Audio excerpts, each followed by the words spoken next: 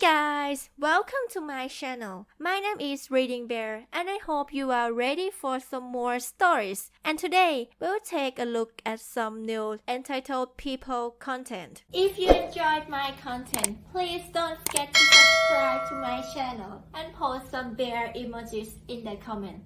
And now, let's dive right into the stories. The first story is titled Don't Think You Could Return It Anyway. My college buddy, we will call him Sam, got married the weekend before last to the woman he has been living with for the last 6 years, and the mother of his 2 children. Unfortunately, life took us to very different parts of the country, so I had only met her a couple of times. My family has a tradition where the family cast iron skillet is passed along when a child get married. My parents did it for my brother and I thought it was really cool, so it was something that I adjusted and adopted. When people important to me announce that they are getting married, I get a decent skillet, and spend the next few months cooking with and seasoning it. So I wanted to do the same thing for Sam. I know that he is not the biggest cooker, but they are still nice to have. So we got something off of their registry, as well as the skillet.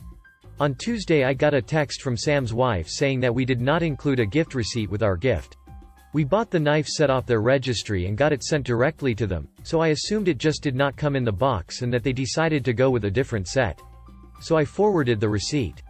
She texted back and told me no, she needed the one for the skillet. I explained that I did not have a receipt and didn't think it could be returned even if I did have it because it was already seasoned. She respond with, "That's stupid, who would want a used pan?" I explained my family's tradition, which had also been explained in the letter I included with it, and told her that it takes time to properly season a skillet, and that they keep improving the more you use them. She told me that I should have just got something off the registry because they had stuff they actually wanted on there. I reminded her that we did, and that I thought this would be meaningful. It wasn't, is all I got in response. Sam reached out today and apologized and told me he appreciated the sentiment. 5th time I have done this, and first time someone has gotten upset about it. Oh well, Jared gets married in February, I am sure he will appreciate his. The next story is titled An entitled person freaks out at a cafe because she can't get a table. This happened when I was out of town about a week ago. I was sitting in a cafe getting some writing done. I had tried to get a seat in there a few times throughout the week and this was the first time I had actually managed, as it was pretty much always full. Today was no different, but I got by with headphones and the knowledge that no one was going to take me off my precious seat. Suddenly, a 50-something-year-old woman walked in with her husband. She looked around with an extremely disappointed look on her face, before muttering some angry rant to her husband nodding along with all of it. She suddenly stepped to the middle of the cafe, her husband in tow, and cleared her throat. I stupidly took my headphones off to see what was going on. Suddenly she launches into this tangent about how she wanted to sit down and how we were somehow selfish for taking seats for ourselves and staying there instead of leaving after a set time frame to let other people take seats. Next, she said, "Come on then, someone's got to get up so that me and my husband can sit in here."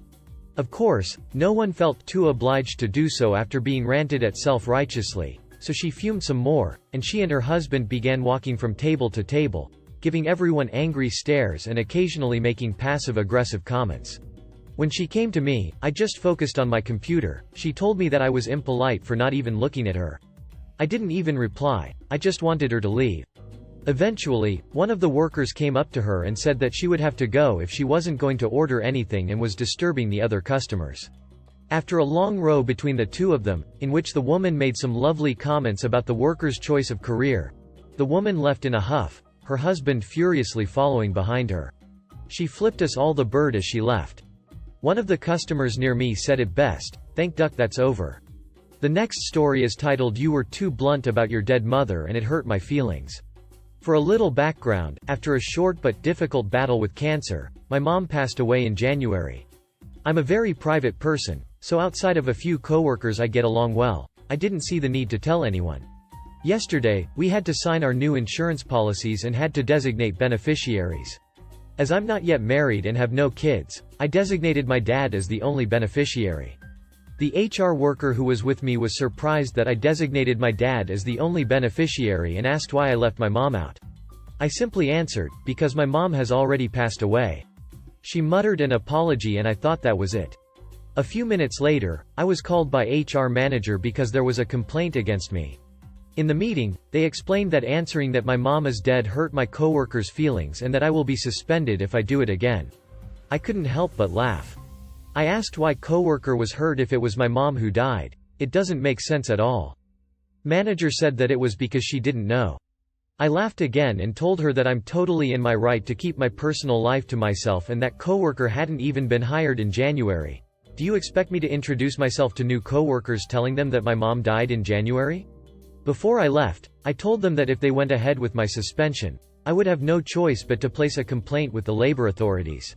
The complaint against me was dismissed as a misunderstanding. The next story is titled AITA for telling on my neighbors to the leasing office. I work for maintenance at my complex. This girl just moved in for a job in the city. She randomly appeared with a dog, so I looked her profile up in our system and noticed that she did not have a dog on the lease. The dog seems good, and he doesn't bark throughout the day. I just felt like it was wrong for her to bring a dog without putting the dog in the lease, quite frankly cheap. I told the leasing office and they have noticed her to get rid of the dog or put it on the lease. She used to greet me if we crossed paths, but now she turns the other way or ignores me. I know the leasing office told her that I notified them. AITA for letting them know that she brought a dog. Comment said you the a-hole, you had to take time out of your day to look up if she had a dog or not. What if she was dog sitting or keeping the dog for a friend while they were sick? Now she has to come up with a pet deposit and pet rent because you had to be nosy. I'll take Y down votes, but I think pet deposits and pet rent are BS. Kids do more damage to apps than animals do, but parents don't have to pay kid deposits. I wouldn't speak to you either. Another comment said you the a-hole. You've kinda proven yourself completely and totally untrustworthy. You're a snitch. There is no reason to be nice to you. Don't be surprised if others take up the same attitude once word spreads. It's made all the worse in that you looked up the files on her like a creep. The next story is titled Bizarre CB Moment at Pizza Hut. So there I was at my local strip mall carry-out Pizza Hut, waiting up front with one other customer for my order. A disheveled older man walks in, wearing a t-shirt and pajama pants, and carrying a Pizza Hut pizza box. He walks up to the counter and the exchange with the employee, fee, goes something like this. CB. I called earlier. You said I could have this pizza for free. Fee. Yes sir, we delivered it to your house by accident. You can keep that pizza, it's free. CB. Opens the box, showing the pizza toppings to Fee. This pizza has pepperoni on it. I don't eat pepperoni. Fee. Confused, I'm sorry? CB. Can you make me another one? Fee. Confused sir? CB. Since this pizza is free, but I can't eat it, can you make me another one? I was listening to the entire exchange, and I perked up here and shared. What the duck, looks with the employee and the other waiting customer. Then I laughed uproariously at the CB's brazen and shameless request. The CB turned around to look at me and then lowered his eyes sheepishly. Fee. If you'd like to pay for one, sure. CB. No leaves the pizza on the counter and walks back out of the door. I shared a brief moment of, did that really happen, with the other customer and the employee for about 30 seconds until my pizza was ready.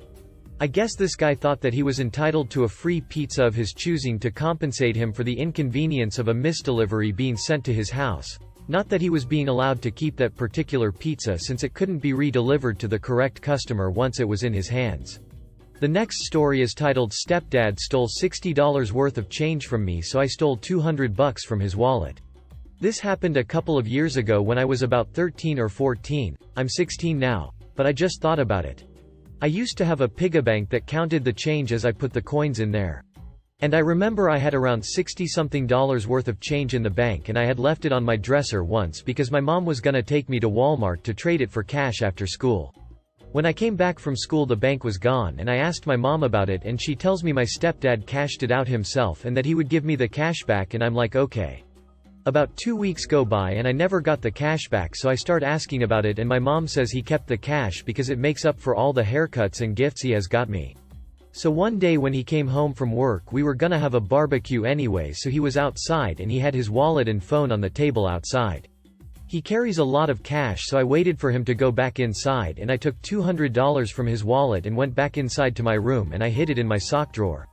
I remember him asking me and my mom what happened to the money and my mom didn't believe that I would steal from him, so she just said that the wind probably blew it away because his wallet was outside.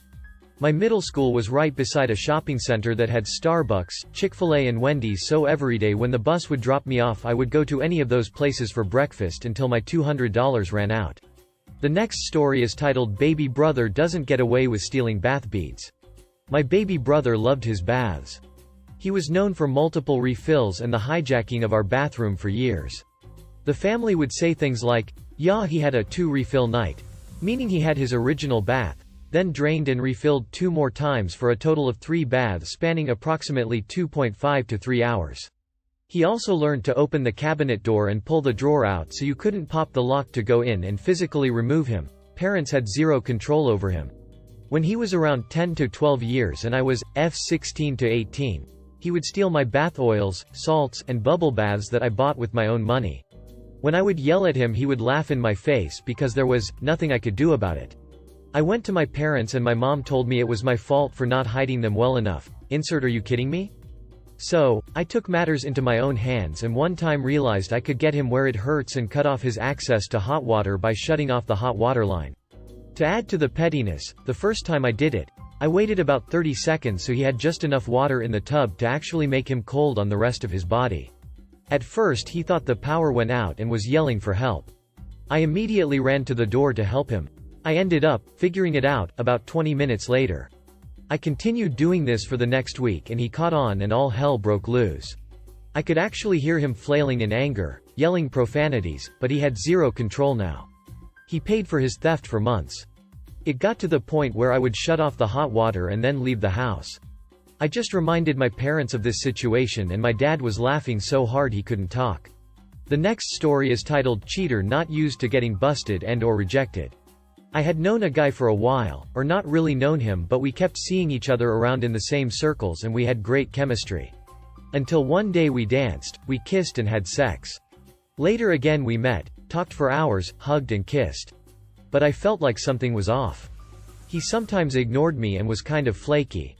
Found out, after some investigation that he was still married to the mother of his child, still living with his ex. Everything kind of made sense when I discovered out. Luckily for me, not his wife's sad face. We were never actually dating, so it never got that deep. He had invited me to a house party some days before I found out. I had accepted it, but when I found out I wrote a short text that I wouldn't be going, because I knew he was married, and I didn't want to get into that, but that I had enjoyed our time together. He sent me a long 6-minute audio, that he hates drama, good vibes only, that OFC he is still with his baby mama because they are raising a 3-year-old man, blah blah blah. That him asking me to a house pre-party wasn't a date, that he wouldn't lose anything if I didn't come and that he liked me, like a best friend, and if it was the sex he could have been seeing me every day. That I should stay happy and not let this get to me. Saw him at a party later.